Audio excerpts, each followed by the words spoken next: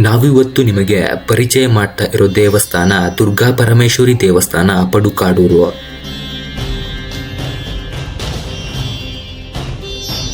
ಒಂದು 500 ವರ್ಷದ ಈಚಿನ ಒಂದು ಪ್ರಶ್ನೆ ಇತ್ತು. ನನ್ನ ಅಜ್ಜನ ಕಾಲದಿಂದ ಇದ್ದಂಥ ದೇವಸ್ಥಾನ ಗೊತ್ತಾಯಿಲ್ಲ. ಉಡುಪಿ ಜಿಲ್ಲೆಯ ಬ್ರಹ್ಮಾವರ ತಾಲೂಕಿನ ಕಾಡೂರಿನಲ್ಲಿರುವ ದೇವಿಯ ದೈವಿ ಕ್ಷೇತ್ರ ಬಳೆಗಾರರಿಂದ ಪೂಜಿಸಲ್ಪಡ್ತಾ ಇದೆ.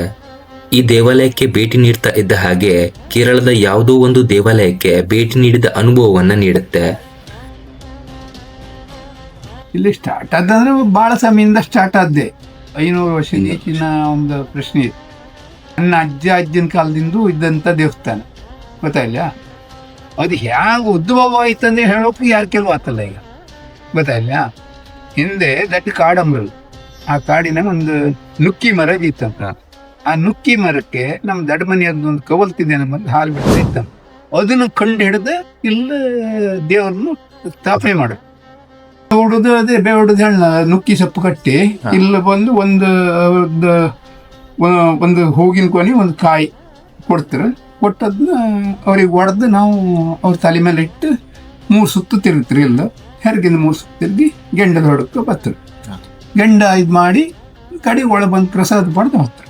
ಅದೆಲ್ಲ ಹಬ್ಬದ ಟೈಮ್ ಅಲ್ಲ? ಹಬ್ಬದ ಟೈಮ್ ಕೋಲ ಅದು ಹಬ್ಬದ ಟೈಮ್. ಒಂದೇ ದಿವಸ ಹಬ್ಬದ ದಿವಸ ಕೋಲ, ಕಲ್ಕುಡ್ಗನ ಕೋಲ. ಕೆಲವು ವರ್ಷ ಜೋಡ್ ಕೋಲ ಇರುತ್ತೆ, ಕೆಲವು ವರ್ಷ ದೇವಸ್ಥಾನದ ವತಿಯಿಂದ ಸಿಂಗಲ್ ಕೋಲ. ಅದೇ 8:30ರಿಂದ 1 ಗಂಟೆ. 8:30ರಿಂದ 1 ಗಂಟೆ. ಮತ್ತೆ ಸಂಜೆ ಪೂಜೆ ಏನಾದ್ರು ವಿಶೇಷ ಇತ್ತು. ನವರಾತ್ರಿ, ದೀಪಾವಳಿ, ಮತ್ತೆ ಕಾರ್ತಿಕ ಮಾಸ ದೀಪ 3 ದಿವಸ ಇತ್ತು. ದೀಪದ ದಿವಸ ಮತ್ತೆ ಮಕರ ಸಂಕ್ರಮಣದ ದಿವಸ ಭಜನೆ 6 ಗಂಟೆಯಿಂದ ಬೆಳಿಗ್ಗೆ 6 ಗಂಟೆವರೆಗೆ, ಮರುದಿವಸ 6 ಗಂಟೆವರೆಗೆ, 15ನೇ ಬೆಳಿಗ್ಗೆವರೆಗೆ.